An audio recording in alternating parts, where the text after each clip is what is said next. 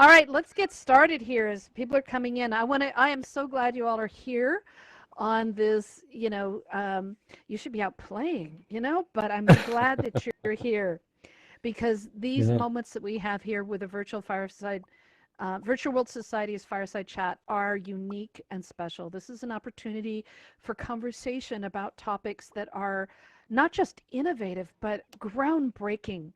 Introduction to things that we've had. Oh, Tom, you have had some amazing speakers, and and It's and been Dr. wonderful. Jacquelyn Morie is absolutely another one. It's just beautiful, and it's an opportunity to explore XR in innovative ways that you've just maybe have never considered the possibilities, and so we love these things, and there's such great conversations.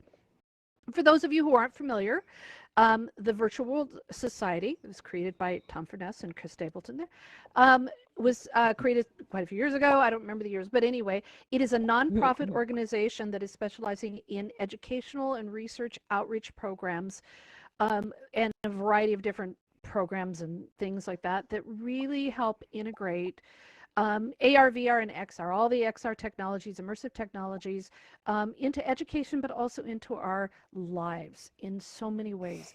And the outreach programs have been done all over the world, and there are more coming. So we're very thrilled. My name is Laurel. I'm the co-founder of Educators in VR, and my awesome team is all around me. I'm just thrilled that they're here. And for this, we are partnered with Virtual World Society. Jackie, is that your phone? Yeah. It is her phone. She got all situated. And so please, if you are a fan of what happens here and the Virtual World Society, we'll be talking more about this, but please join the Virtual World Society. Their website is virtualworldsociety.org. Pretty simple. Also, Tom Furness is classified as the grandfather of VR, or father of VR, depending on when you've got like 562 years that you've been working on virtual reality and immersive technologies.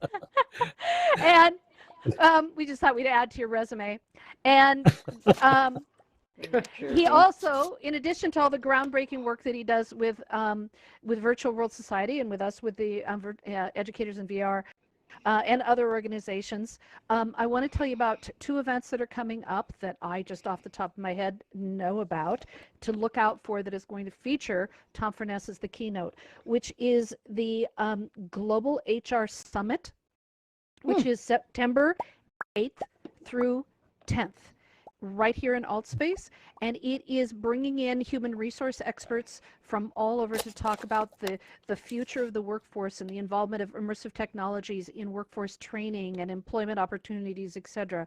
It is groundbreaking. And hello to everyone in room 2, everybody in room 1 that is here right now with me. Give some hearts and claps and waves and whatnot to those that are in room 2. Thanks, Mark. And so this event, the Global HR Summit, which is just globalhrsummit.com, there are tickets available, and the goal of this is to raise $250,000 for the Virtual World Society.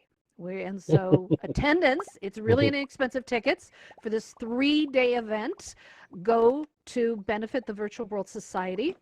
And please donate one way or the other, but if you would like to attend, if you are a student or an educator, and use the code EducatorsVR, all one word, you can get in free for students and educators. So just letting you know, but all the ticket prices go to benefit the Virtual World Society. So we're very excited about that. The Global HR Summit, September 8th and the 10th through the 10th.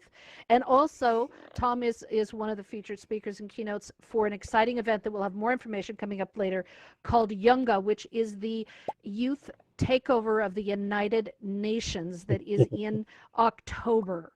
And that is going to be amazing. We already have the Secretary General of the United Nations will be there, and others, and it's an Educators in VR co-produced event with Lavelle Productions, and Virtual World Society is very involved in that. So I wanted to make sure those got a plug. All right, Tom, I'm passing it over to you. Laurel, thank you so much. The grandfather, great-grandfather, father, whatever, of immersive technologies. And and an innovator thereof. And you can introduce our wonderful friend Jackie. Go for it. You bet. Thank you. Thanks everyone for coming. Just it's wonderful to be again gathered around the fireside. Even though Jackie is burning up in her attic there in Los Angeles, we're adding a little more warmth to it. And so this is a wonderful day, and we're going to be exploring something that's entirely different. So how many of you have ever been in a situation where, let's say, you walked into a kitchen and you smelled some bread cooking, and it reminded you of your childhood? It sort of instantly took you back there.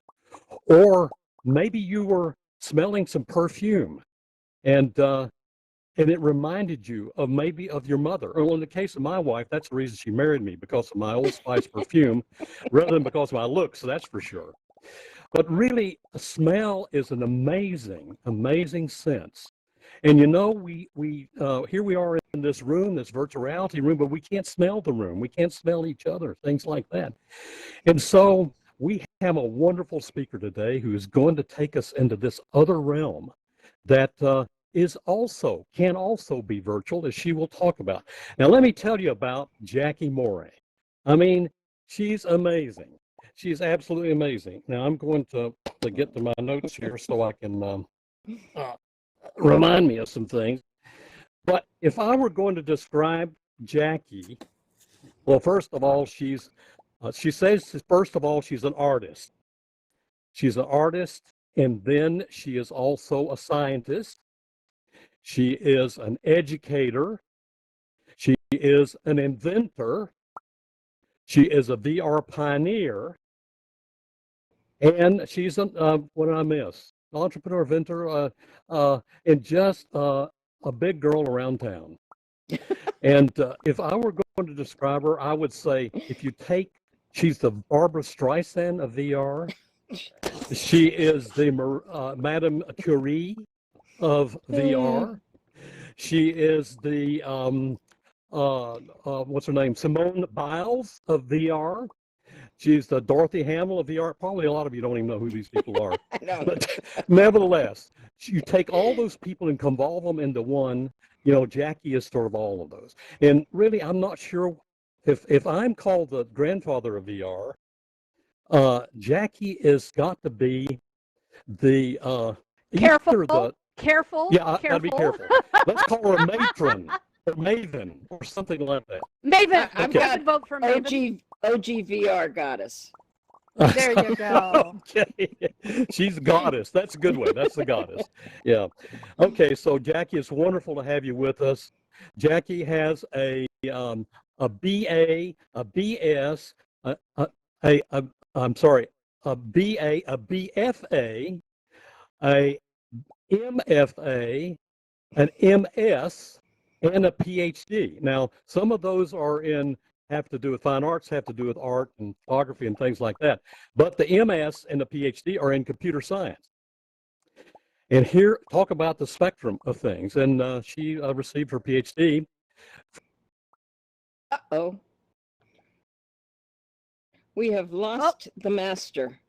Yes, well, keep introducing yourself or start talking. I will finish what he's said. I got my PhD at starting at Central St. Martin's, which was an art school, which is interesting, became University of the Arts in London, and then moved the program over to University of East London, where I ended up in computer science department. So the ultimate PhD was a computer science PhD, but it combined art and computer science, which is what I try to do.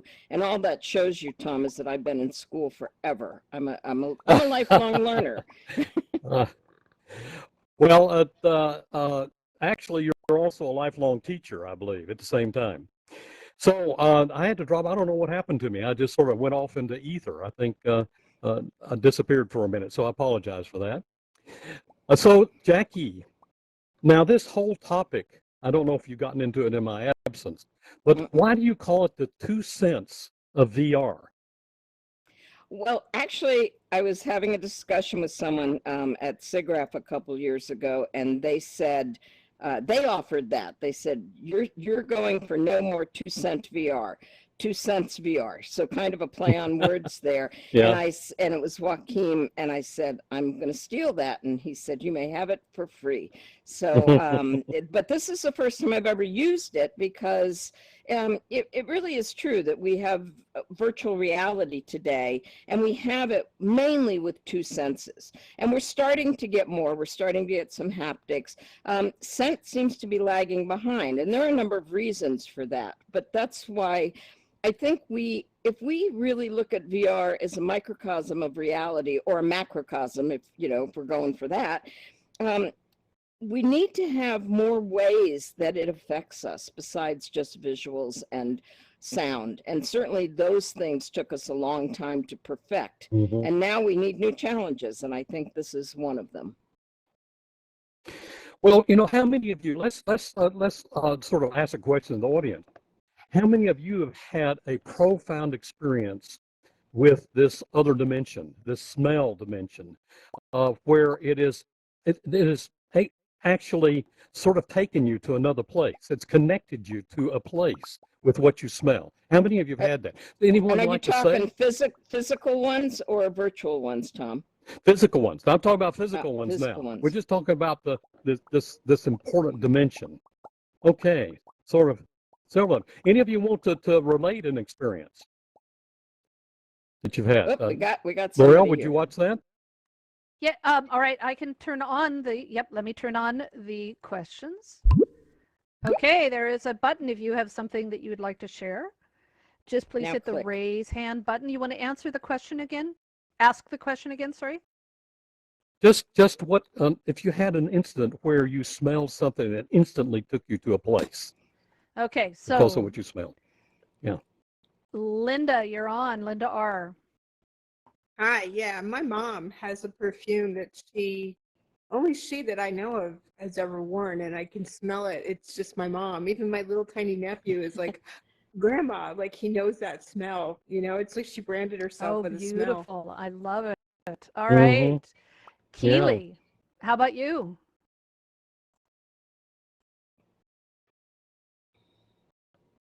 Keely? Yeah. You can hear me? Good. Okay. Yes. Mine is very similar, but it's my dad, and he also uses Old Spice. And whenever I smell Old Spice, I just go, "Oh, my dad." Wow. Hope you don't confuse me with him. You would in VR if Jackie has her way, right? All right. Okay. Do you want a couple more, Tom? What, Jackie? You want to press ahead, or you want to hear some more? Let's switch that out and just ask if anybody's had a scented VR experience. Yeah, good idea. Good question. Okay, so let me clear the queue. And if anyone here has a scented VR experience, and we're not talking about like, the person sitting next to you or something. We're talking about a real, although that's happened, immersive experience. Okay, it's happened plenty. Mike T, how about you? What's your real world experience? I mean, real VR, virtual experience. At an IEEE event a few years ago, I did a demo that had scent and warmth. He also had a heat lamp.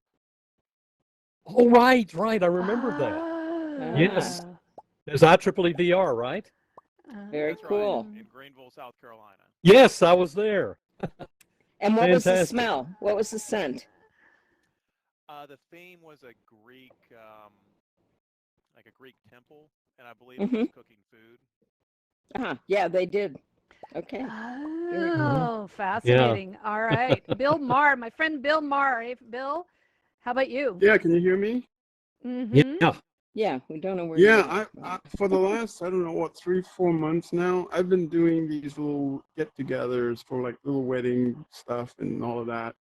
And we actually have this thing where we have like Uber Eats or whatever would deliver a set of food, and then they would open it up as we go through and eat together. So we started wonderful. doing, like wedding cakes and and bread and things like that.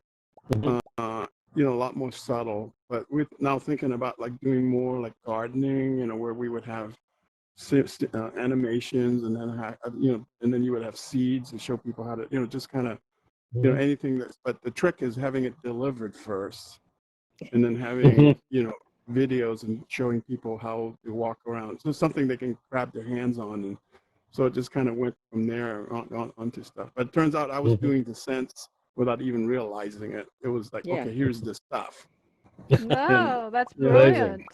That's Yeah, and then- wonderful. Now, we also have Christopher up. Sorry, Bill. Thanks. All right, Christopher. Yeah, Jackie, I've had a sensory experience in an alternative reality. We had a ghost in the house I grew up that you could smell but couldn't see. And there Oh, was wow. potpourri. It would pass through the house. And I'm just wondering, is there ability to use olfactory and sense to the mind versus through the nose and the mouth? That's a really good question, Chris. And we don't actually fully understand how scent works. Now, in your the scent epithelium at the back of your nose, those cells turn over I don't know what the exact time is, but they turn over frequently. So you're not even using the same cells to smell something that might have impacted you. So how that impact is encoded in our brain, we don't know. So that can be a whole thing on its own. I mean, lots of theories are out there, but that's one of the big mysteries of scent, how it gets encoded in our brain and gives us emotion and memories. So, Jackie, how in the world did you get into this? I mean, here you're going all the way from art the side of things to computer science side of things. How in the world did you land into this idea of looking at scent to begin with? What was the stimulation for that? So I've always been interested in both art and science, and I actually did all my pre-med studies too. So I've also got, that kind of interest in human physiology and of course you do that type of thing. But the idea of putting it into VR didn't come to me until I started working at the USC Institute for Creative Technologies, which is a research lab that I helped start in 1999. And in 2000, we had this amazing demonstration. It wasn't really all there yet, but it was a demonstration where you would be a human person talking to an AI agent in a situation that you were a sergeant or a commander, and you had to talk to the sergeant in this Bosnian town where an accident had happened between a Humvee and a civilian car. And so I helped build the whole environment. I helped populate it with humans and get paths walking for them and things like that. But the town I just felt like it needed that atmosphere. It needed atmosphere of what this village would smell like maybe after a rainstorm. And, the Humvee was there. So I found a solution at that time. These were very big, sort of tower size devices. Each one held a big cartridge and only one smell, and it came preloaded. And you could mess with the dial on the back to turn it on for 5 minutes, off for 5 minutes at a certain intensity. But you basically had to sit there and mess with the dials. And so I got 2 of these, borrowed them from the manufacturers, put them in the room that we were using for this demonstration, and turned them on. And suddenly the room smelled like diesel exhaust. And and then we also had the, sort of dusty, musty town smell. Well, my fellow researchers who are the AI experts making these AI humans hated it. And for a couple reasons. One, it filled the room up and you couldn't get rid of that smell without special, sort of airflow that could clear that room, and it would take a long time. And secondly, they said, if people are sitting in there watching our demo and they smell bad smells, they're going to think our demo is bad and our research is bad. And I'm not sure I agree with them on that, but that's what they felt. And so I listened to them and said, you have some points. So what if I invent something that isn't hard to clear, that doesn't fill the room up, that isn't this loud tower thing over here. Something that is lightweight, you can wear it. And so that's how the scent collar came out. This was, if you could see up on the screen, the first sketches we did, the concept art. We thought it would be kind of like an Irish toque. And it turned out to be a little more complicated than that. And so you see the first version in this picture on the screen, and then you kind of see how the airflow is directed at your face. These held very small amounts of scent. It was basically like the tip of a Q-tip that you would break off and soak in the scent, whatever we made, and then put it in a reservoir at the back of this cartridge, and then you could control through Bluetooth where the scent was released by basically saying, if you are at XYZ coordinate in the VR situation, then turn on the first cartridge, turn on the second cartridge, and it would go on for as long as you said, here's the dimension of how long you should smell it. So it worked pretty well, even though it was clunky, a lot of clunkiness, but they never used it for that demo, because by then we were way past that demo, but we did use it for some other things at the ICT. So that's how I got into it. Somebody told me they hated it, so I said, all right, we'll make it better. So Jackie, this ended up taking you on a journey, the journey of your own, because you did have a patent. You have an invention about this collar idea, and been through several iterations now, right? And yes. And so tell us about that, and tell us about all the worlds and how that fits into it, your company.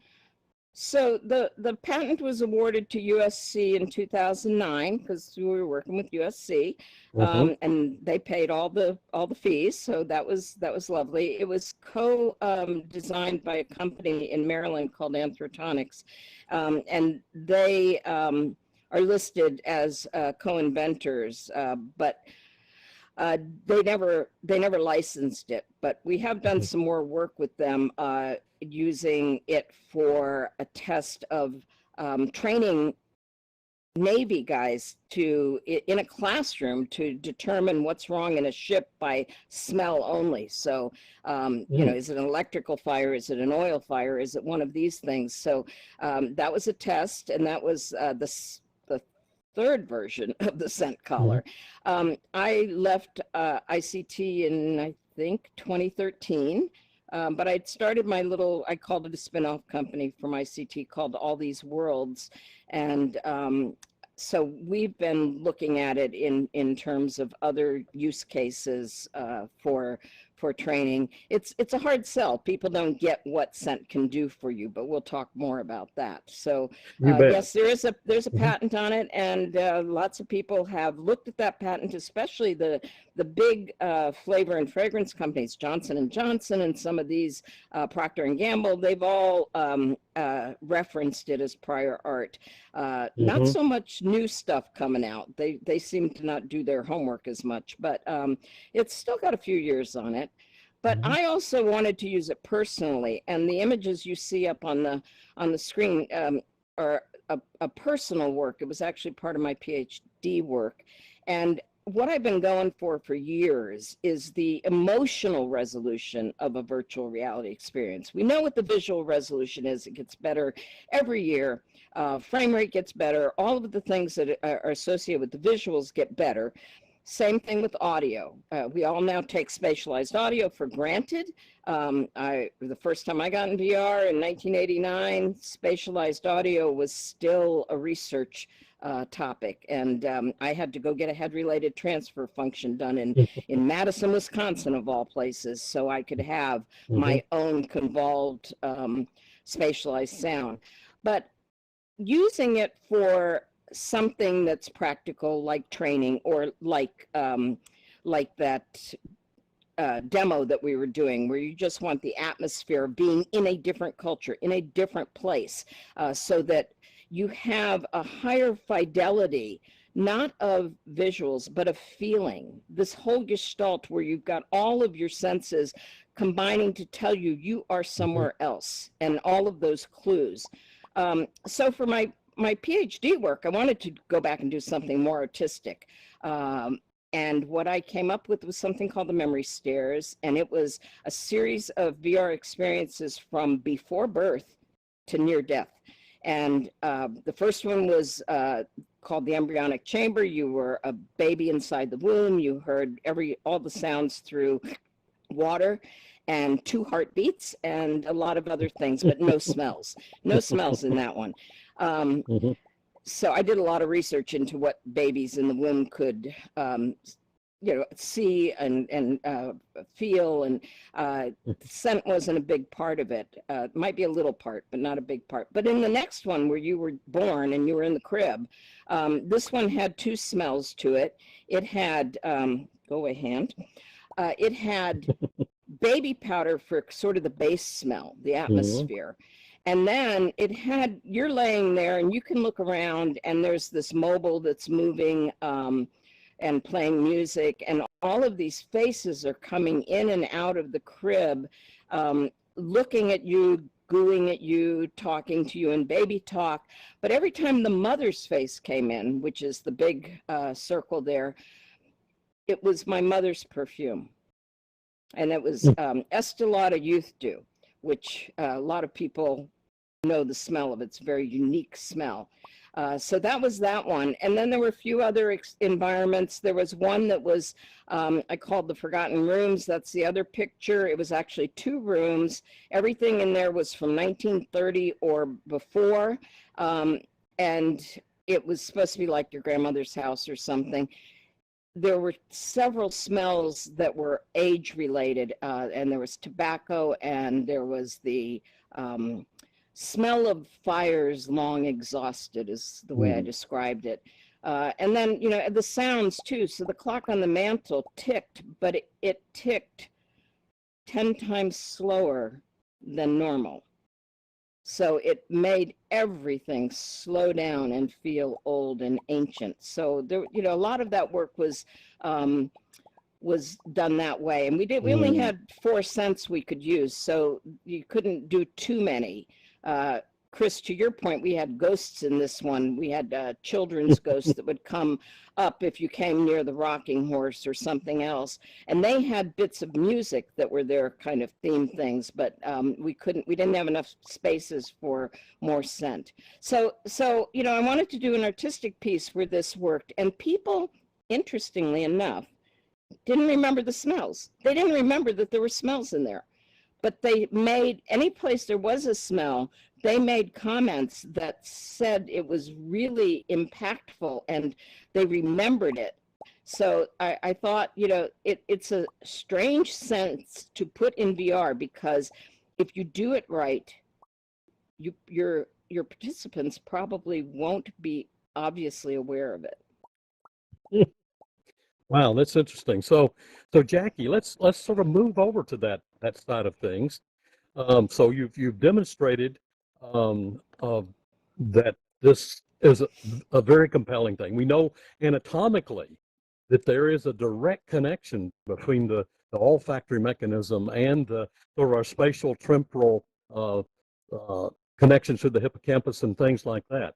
So it's really, we're wired already for smell to elicit memories of events and places and things like that. So now the question, of course, is if we know how powerful this is, and I think you have some other illustrations of that coming up, but sort of where do we go from here? Where does it get manifested in making the kind of experience we're having today to include these kinds of things? Well, let me just say that it is a research vector that we really have to look at in addition to, olfactory scientists, neuroscientists, people who look at how we can digitize things. Smell is interesting in that we can all recognize about 10,000 different odors. There is no RGB of smell like there is for visuals. So orders of magnitude bigger problem. There's not 10 different molecules or compounds that you can put together in something, and they can be mixed to create every smell. Right now, scent is still in the realm of a design, kind of artistic sensibility. You've got to be able to create a smell that evokes what you want it to evoke, but it may not be what you think it is, because of every person has different associations for smells. So, for example, Tom, you may like the smell of cinnamon, and I do not. So anytime I smell cinnamon, I don't like it. Arugula. I don't like broccoli cooking. I don't like broccoli cooking. Yeah. So, and we are all like that. We all have things that have, either through our associations with them, given us positive attributes for a smell, or negative attributes, or sometimes it's just neutral because we've not ever experienced that smell. I think it has a big possibility for taking us traveling to other cultures, because that is a big part of it, the marketplaces, the restaurants, things like that. So where we go from here is we need a lot more money thrown at research for this. Eventually we may get to something that is a combinatorial function that we can use, but it won't be. This is the other thing. It's not a digital scent. It's sense. It's always got to have a physical component. Those molecules are physical. So it's until we get brain implants, which I don't really want to do, but where we could actually go in and figure out how to trigger neurons to give us the same effect that smelling the physical molecules would do, we're not going to really have something that is purely digital, that is, it's a signal that goes to your brain that your brain then interprets. We're going to be based on a physicality of real odorant molecules. The slide up here is version, I don't know, 5 or 6 of the, well, this was actually version 4 or 5. Much lighter, easier to put on. The controller could control 10 of these cartridges. We did this with Toy Shop Systems, really brilliant engineer, Brent Henning, who builds a lot of stuff for Burning Man and Disney and Universal and all kinds of things. So he's at work on the latest version, which will be even smaller than this in terms of the cartridge size. But we could probably go to the next slide. I can't remember what it was. Oh, so we showed that design that was in the last slide at the Institute for Art and Olfaction in Los Angeles in 2016. And having learned my lesson about bad smells, I asked one of my students at Otis, who had built this beautiful Parisian kitchen that was supposed to be the chef that invented the macaroon cookie. And I asked her if I could use the models, because macaroon cookie smells, I think everybody would like.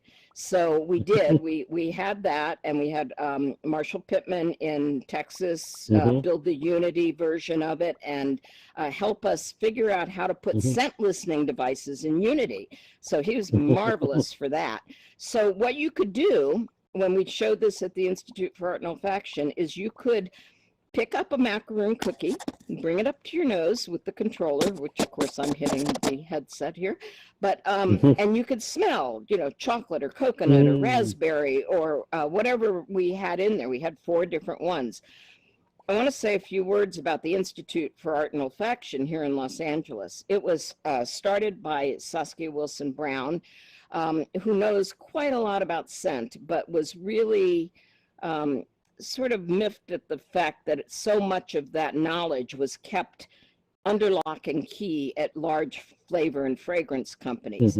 So she set out with the Institute to democratize scent, to help people learn how to do scent design, how to make their own artisan perfumes, how to do all kinds of things. And because of the pandemic, they're holding most of their classes online. So 2 weeks ago, they had the Scent of Otherness, which was a really interesting one that looked at the social conditioning we have to different kinds of scents and aromas.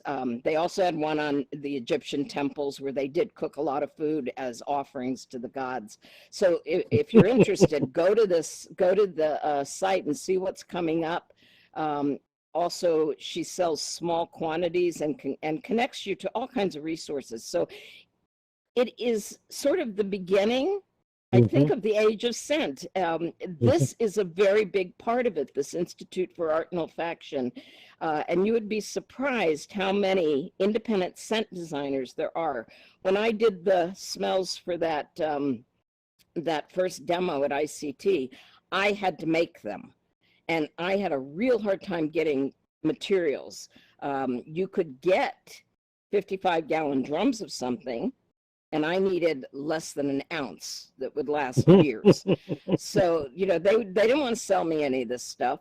But now there are resources to get the smells, to learn how they combine, to learn how to do what they call special effects for smells. So you have a base and you might have top notes, but then you have special effects that make it smell like it's on a marine environment or in a dry, dusty environment. So there's so much knowledge out there, and all of the stuff at the Institute for Art and Olfaction is open source. It's amazing. So I highly recommend them. If this is an area you're interested in, you can find scent designers to do what I had to do on my own in 2002 and 2003. So hats off to them, and I hope we are at the beginning of the age of scent.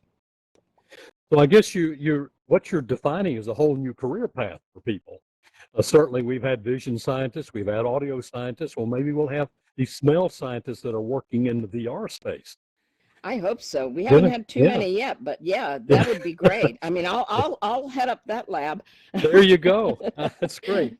So, Jackie, let's say that we fast forward a little bit to let's say another 15, 20 years. How would you see smell be incorporated in the future? How would it add, aside from these things we're talking about eliciting memories, how would it add to our interaction, our communication with each other? Well, let's first talk a little bit about where I think we should be focused now. You know, 10, 15 years, sure. I'm not sure where we're going to be, but hopefully farther along. But one of the first things is we have to think about how smell fits into the design process for a VR experience, a VR environment. And what is that? And I love this quote from Laurie Anderson, who says, VR will never look real until they learn how to put some dirt in it. And, you know, you can put dirt in a VR thing right now as a texture map. So I have this picture of a little girl. She may be hard to see, but she's all dirty from playing. But that's a texture map. But on the other side is a compost pile giving off odors. So, you know, dirt has different kinds of smells depending on what kind of dirt you're talking about. And dirt in different countries smells differently. It's, you know, in Ireland, you can smell the peat bogs. So in the South, we used to use peanut shells for compost, and our gardens always smelled like peanuts. So dirt isn't one thing, but dirt as an atmosphere, I think is really, really important. It's just one example.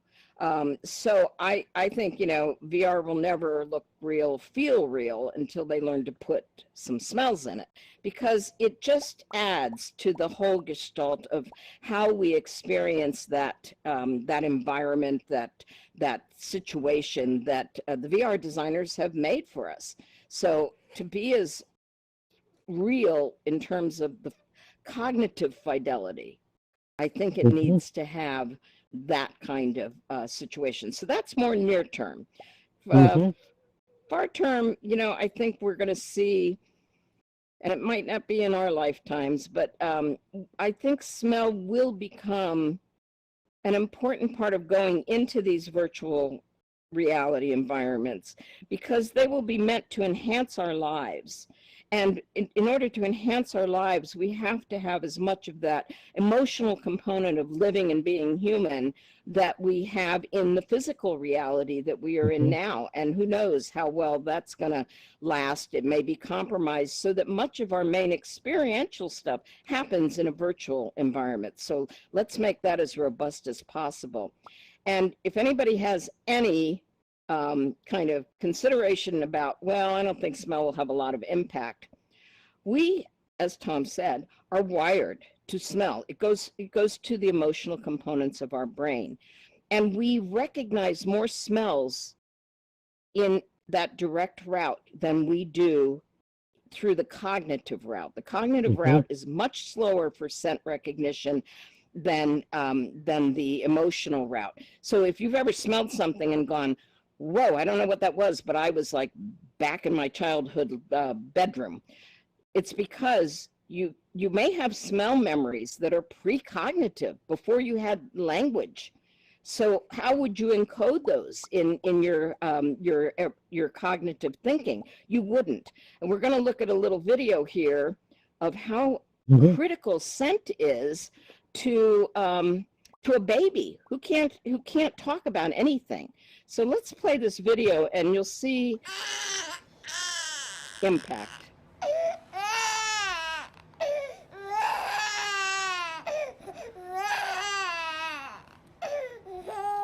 That's the mom's dirty laundry.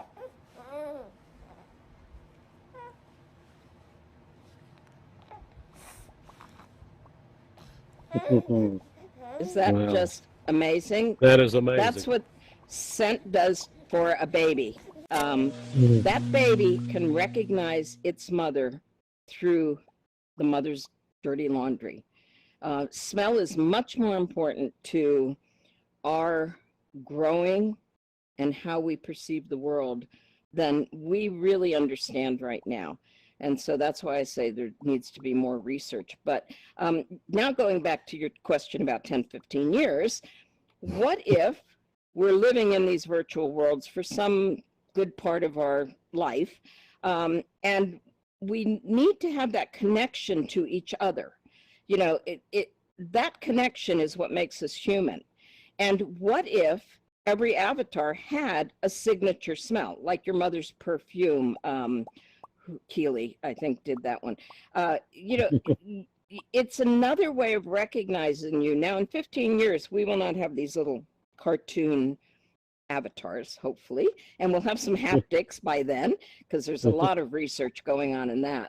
But I think to be fully human in a virtual space, we need to have more than two senses.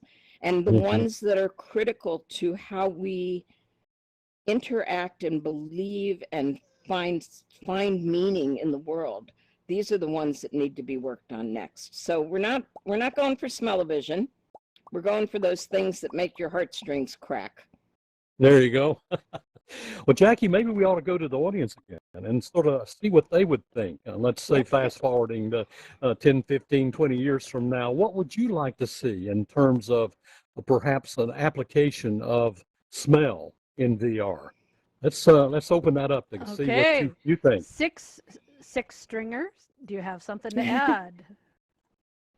I do, yeah. The smell, and riffing off of what you're bringing up with the baby, locations, you know, the smell of natural wood or plaster or something like that will draw people subconsciously to a place, like a smell would draw you subconsciously to a person, you know, like you're talking about with a baby.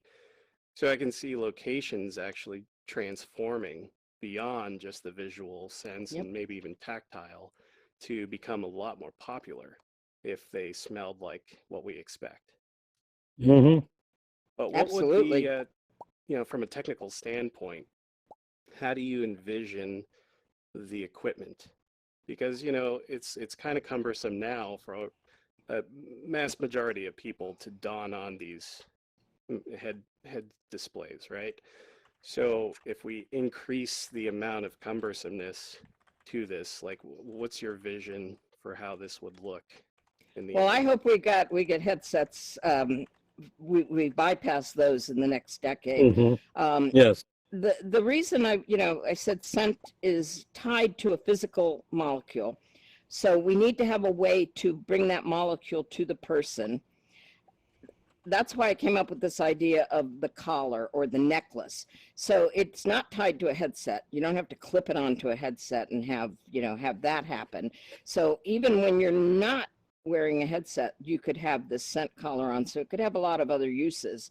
And it can be made very beautiful. It can be, you know, an accessory of like jewelry or whatever. So I don't think we should tie it to the gear of today. The gear of today is the gear of today. Tom and I will both tell you that the gear of a few decades ago was a lot more cumbersome, and weighed a lot, and you know, you had to have counterweights for it.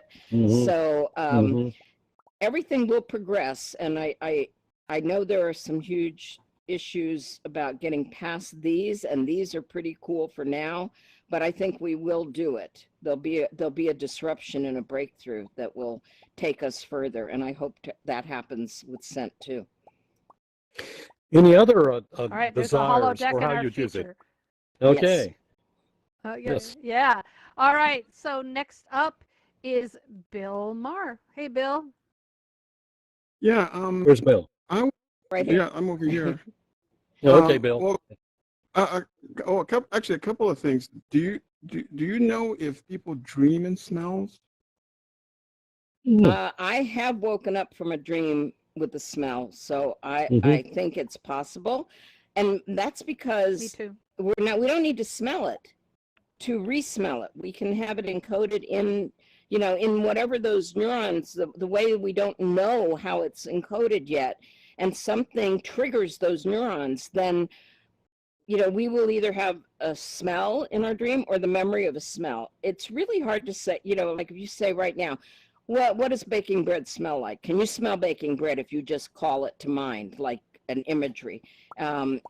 That's hard for us to do, but there may be triggers that allow us to excite certain neurons so that we get that smell. And I think that can happen in dreams. I don't know any research that proves that without going and looking it up, but good question, Bill. Yeah, good one. All right, next up is Christopher. Is there such thing as a scent camera to capture a scent signature of a place or a person? Yes, and that's another good question. We didn't talk about the technology that's out there right now. And what you're talking about is called a headspace device. So a headspace device is a way to collect some molecules and then do a spectral analysis on them back at the lab, and then recreate that smell by putting in synthetics typically that match that spectral analysis signature. I actually had someone from a very large flavors and fragrance company offer to go do that in Afghanistan for me, to get, you know, like the aggregate smell of a village. And we were all, they had a big headspace machine. They were pretty big back then, and it was, you know, thousands and thousands of dollars. And his bosses said, we don't go get bad smells. We're only doing good smells. But he was head of research for that very big organization, very prominent organization. So he was really bummed, and I was bummed.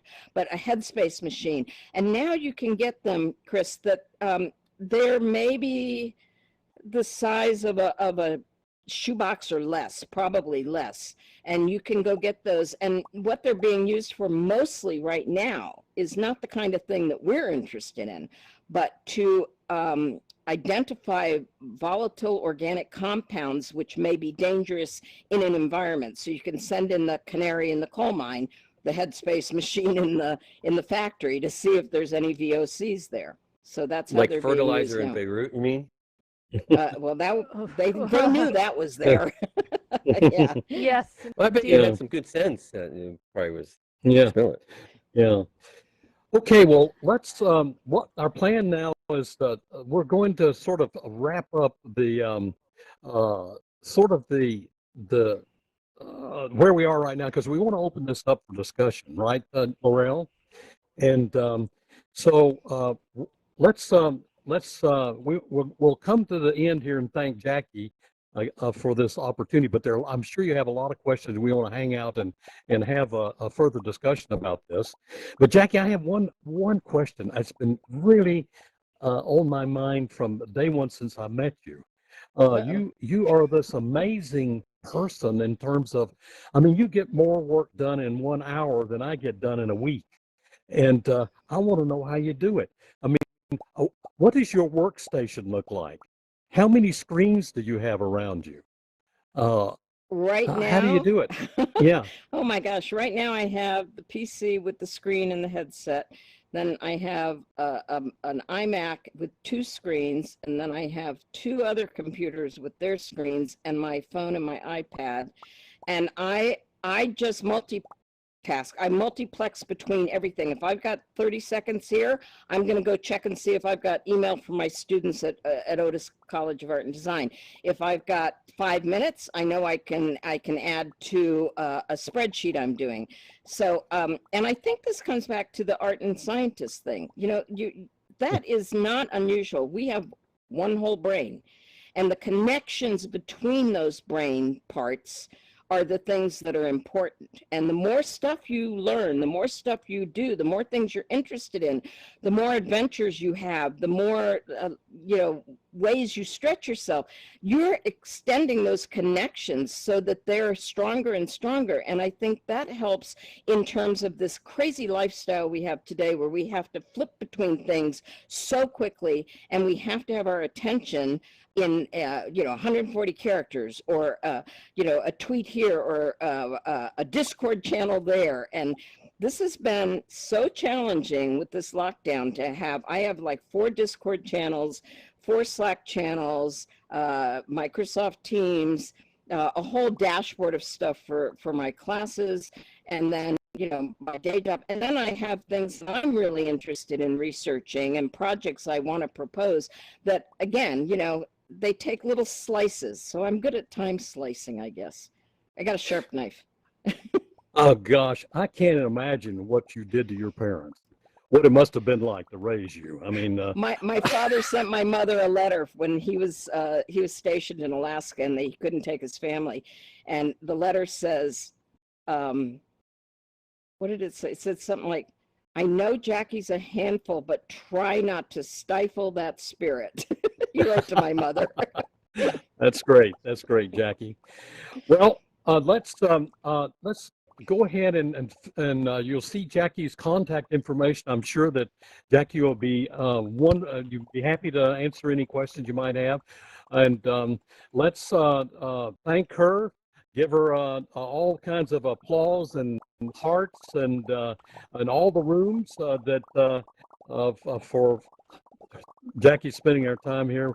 We love you, Jackie. You're amazing. And by the way, I wanted to mention that Jackie's on the board of directors of the Virtual World Society and is helping us coordinate a lot of these activities. And she has been on running the awards committee where we make these Excellent Prize Awards, and is now working on helping us develop a long-term vision for the society, and we want to thank you for that. And so let's give her another applause and sort of hearts at the same time. Applause, hearts. Jackie, you're wonderful. And so we'll be hanging around here for a little while. One of the reminders is we'd like for all of you to get engaged with the Virtual World Society. Join up. It's free. virtualworldsociety.org. You'll be able to receive our newsletter and be aware of the activities that we have ongoing. We're going to be doing a lot more with our membership in terms of having members help us to become mentors of projects, as well as to help with the Learning Living Room projects that are coming up, Make-A-Wish Foundation projects, and of course we're partnered with educators in VR and helping to lift humanity and do good in the world. So thank you for coming. We do have another Fireside coming up in 2 weeks. And we're going to have Chuck Chi. Chuck is actually a filmmaker, a VR filmmaker, won the Venice Art Festival Award for the best VR movie. And he'll be coming up on Thursday, August 27th. You see, it's a little bit different time, and that's because he's in Korea. And we're trying to get him to where he's not in the middle of the night. And also be able to accommodate a number of folks from Asia in that particular Fireside. So thank you very much again, Jackie. We love you, and thanks for this time. And now what we'll do is open this up for questions for everyone, from everyone?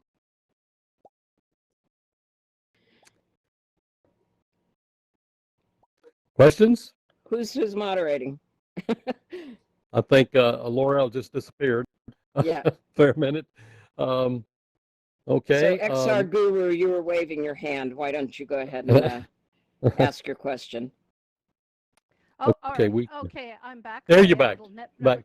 Yep. Okay, are you ready for more questions? Yeah, We're ready called for on questions. somebody. So then after he Okay. goes, then we'll go back to the list. Okay, Taking because we pictures. have yes, well, we have 2 rooms still open with lots of people in here. So Rainy J, you still Nope, you're still want never to mind.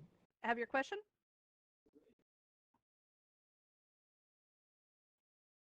Rainy J? Okay. All right. So I'm going to take you off the list. If you're having audio problems, just once it's resolved, just get back on the list. Okay. Next up is Nikolai. Nikolai? Oops. Nope. Oh, there it was there and gone. Sorry, Nikolai.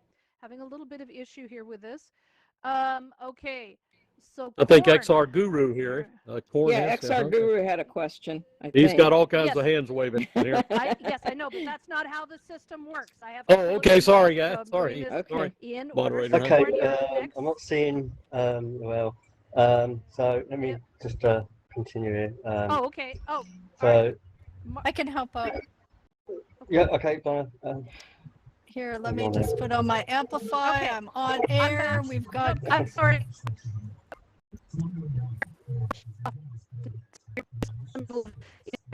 I am so sorry. Thank you for letting me know that's off.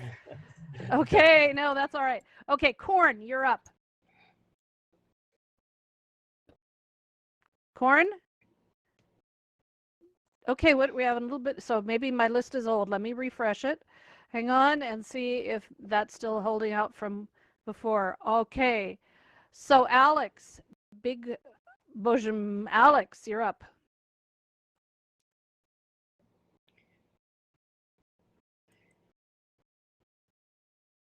Okay, I'm gonna, Mark, can you, or Donna, can you take over the questions? I'm gonna re-enter, and if Donna, if you could take those over, because I have a feeling it may be left over from me losing net connection. Hang on. Is Donna here? How about Mark? No, so okay, so What is going on? let me bring up. Okay, so yes, so I'm gonna say. So let's try Dr. Sam. Do we have Dr. Sam in the room? We've got Dr. Sam on air right now. Well, we have Laurel. Looks like she's back. Yeah. Okay. Let's No, she disappeared. So let's Ivan. You have a question, Ivan? Hello. Ivan? Hey, now we Can you hear you? Oh, there you go. Yes. Yeah. I couldn't unmute myself for a while there.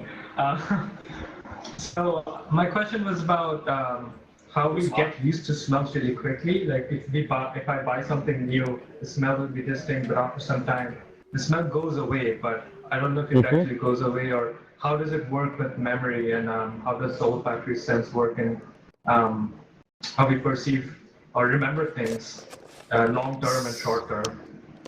Well, that's a huge question. The first phenomenon you were mentioning is called accommodation.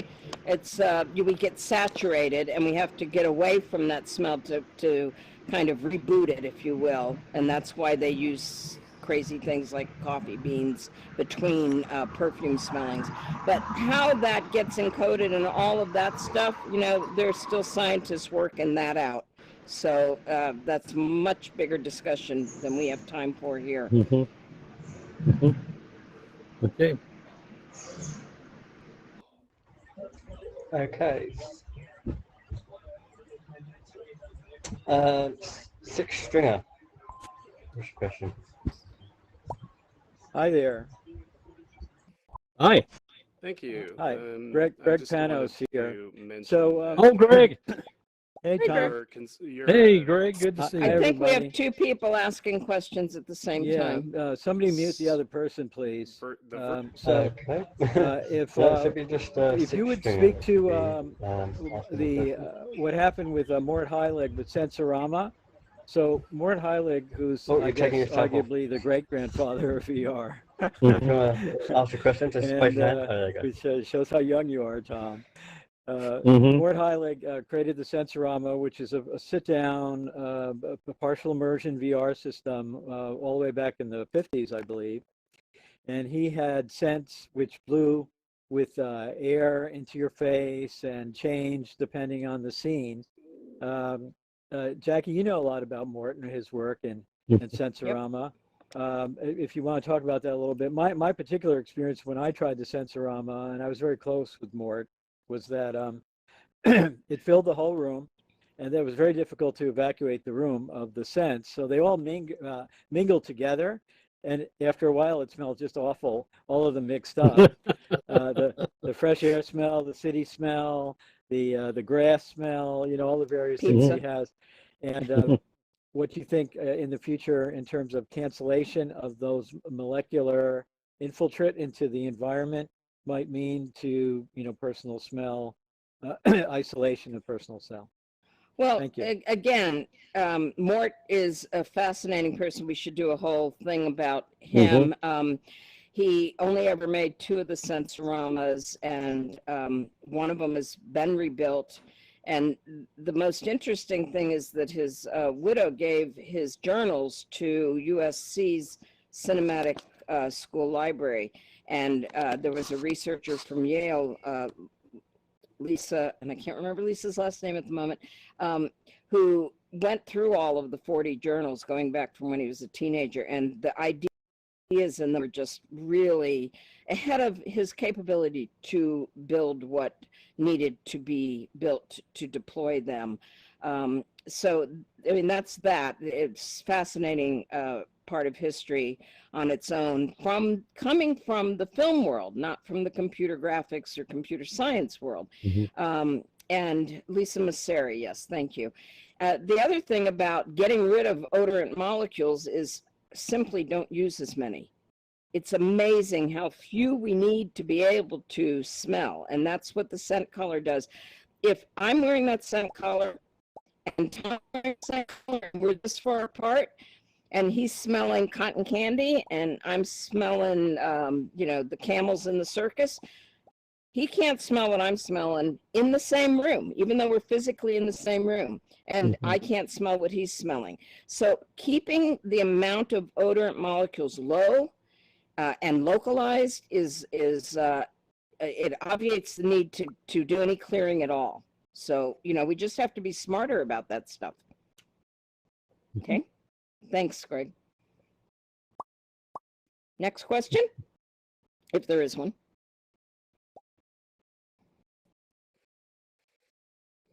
Do we have more questions, Mark? Looks like there's 3 on the 3 or 4 in the queue. There is, yes. Rainy J. Rainy J. Okay. Do you have a question? Just click on that confirm button. You're right over there. Question. Rainy J. Are you muted? Can you talk? Can't hear her.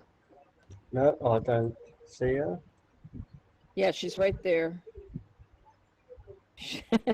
I'm guessing. She's in room 1. Okay, I'm in room 2. Okay.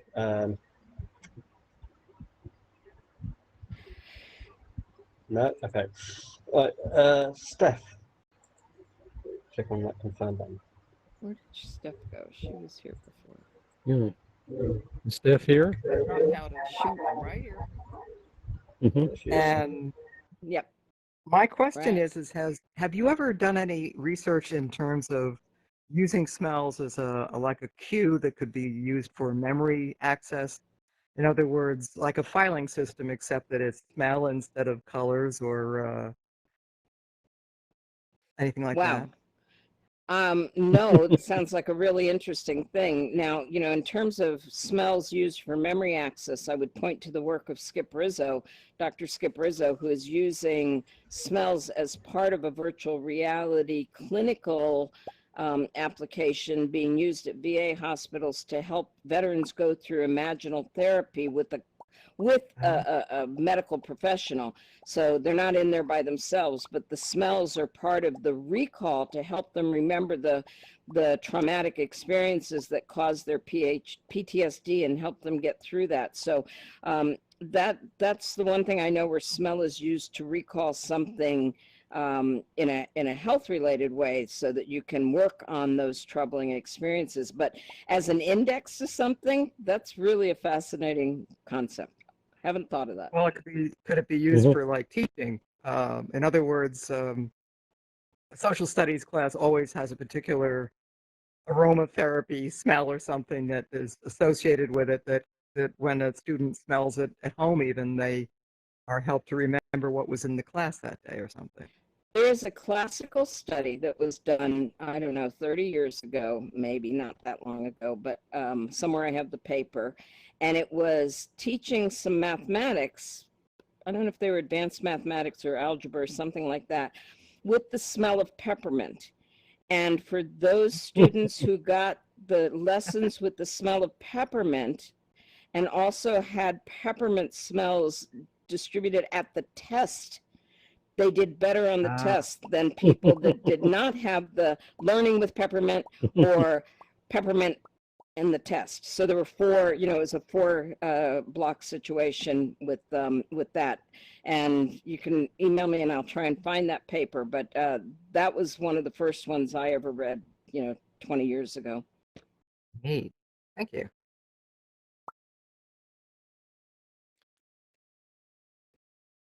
Other questions?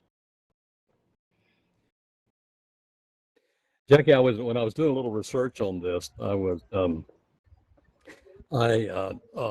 reading a dissertation actually of a student who did some research on museums, and she wanted to find out, does putting a particular odorant in a section of a museum make it a lot more attractive for people when they go into those spaces, because it's associated with, you know, if it's a particular place or a particular time or, you know, whatever.